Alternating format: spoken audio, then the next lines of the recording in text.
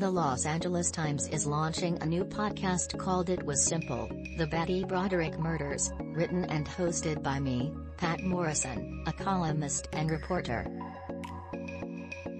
It's amazing, really, the events of our shared history that we forget, and those that we remember.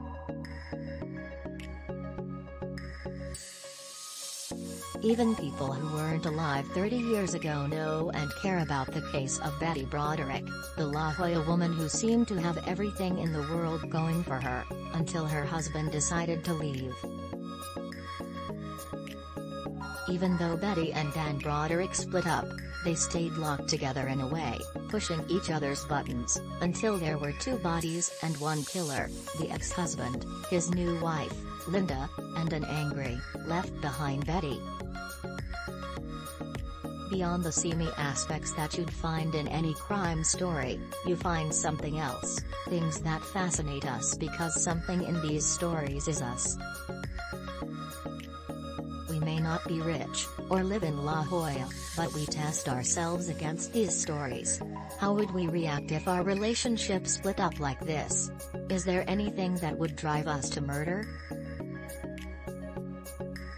For more than 30 years, there have been Betty Broderick TV movies, and books, and now Facebook pages, where some people say that they sympathized with her up until she pulled the trigger, and some, fewer, who had terrible divorces themselves and said, "Atta girl, Betty, what took you so long?"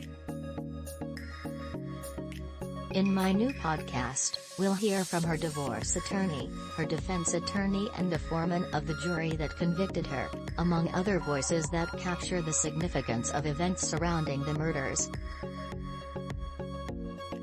Plus, we speak with one of Linda's best friends, who spent time with the couple the day before they died. We explore what makes this one case still so engrossing 30 years later, and maybe learn something about ourselves along the way. It Was Simple, The Betty Broderick Murders is a 4-part podcast that premieres May 26. Subscribe today, wherever you get your podcasts.